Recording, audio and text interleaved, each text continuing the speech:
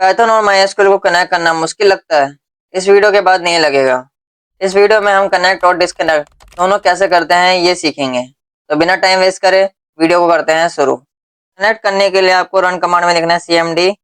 CMD लिखने के बाद एंटर करोगे तो आपका ना कमांड प्रॉम्प्ट ओपन हो चुका है। इस कमांड प्रॉम्प्ट में आपको एक प्रॉम्प्ट लिखना है जो मैं आपको टेलीग्राम पे दे दूंगा अपने, तो टेलीग्राम पे भी जाके मेरे को फॉलो कर लेना, वरना आप यहीं से सेम टू सेम जैसे मैंने लिखा है वैसे लिख के एंटर करोगे तो ये इंस्टॉल होना चालू हो जाएगा। मैं एंटर करता हूँ और थोड़ा टाइम लेगा, ये 10-15 सेकंड का टाइम लेता है, ज़्यादा नहीं लेगा। ठीक है, ये मेरा इंस्टॉल हो चुका है, देख सकते हो सक्सेसफुली लिखा आ गया है इंस्टॉल, और वर्जन दिखा दिया 9.4.0।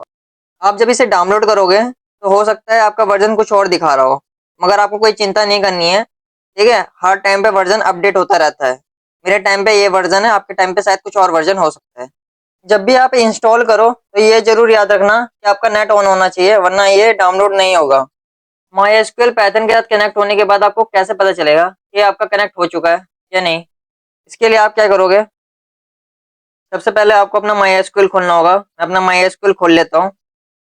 MySQL खोलने के बाद मैं पासवर्ड डाल लेता हूँ पहले यहाँ पे और एंटर करता हूँ। आपको लिखना है यहाँ पे एक प्रॉम्प्ट, सिलेक्ट यूजर ओपन और क्लोज ब्रैकेट सेमीकोलन, और एंटर करना है।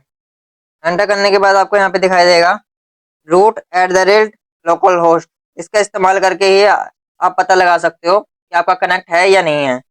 आपको एक पाइथन की फाइल बनानी होगी, मैंने यहाँ पहले से बना रखी है तो मैं आपको दिखा देता हूँ। और उस फाइल में आपको ये कोड लिखना है सेम एज जैसे मैंने लिखा है, वरना ये कोड आपको मेरे टेलीग्राम पे मिल जाएगा। आप देख सकते हो यहाँ पे होस्ट की जगह मैंने लोकल होस्ट लिखा है, और लोकल होस्ट मैंने किस लिए लिखा है यहाँ पे, क्योंकि @ के बाद लोकल होस्ट लिखा है। मैं आपको साइड बाय साइड दिखा देता हूँ।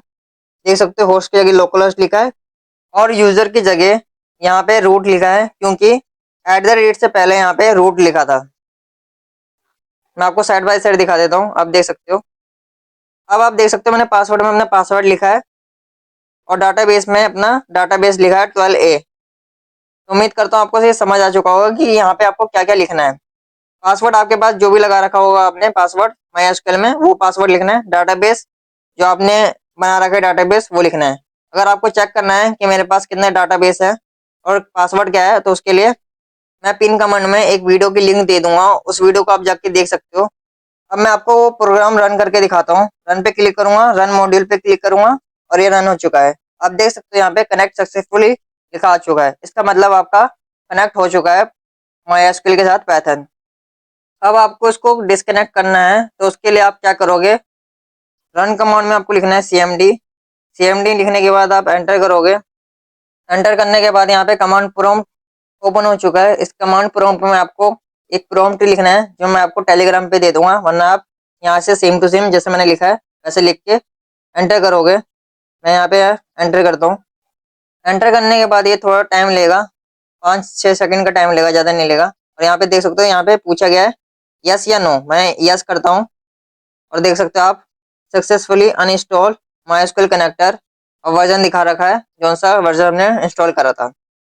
अब आपको चेक करना है कि ये डिस्कनेक्ट हुआ है या नहीं हुआ है। इसके लिए आप क्या करोगे, अपना वही प्रोग्राम रन करोगे जैसे कि मैं आपको यहाँ पे रन करके दिखाता हूँ। रन करने के बाद आपको देख सकते हो यहाँ पे एरर आ चुका है, लिख रखा है एरर में नो मॉड्यूल नेम MySQL। इसका मतलब आपका डिस्कनेक्ट हो चुका है।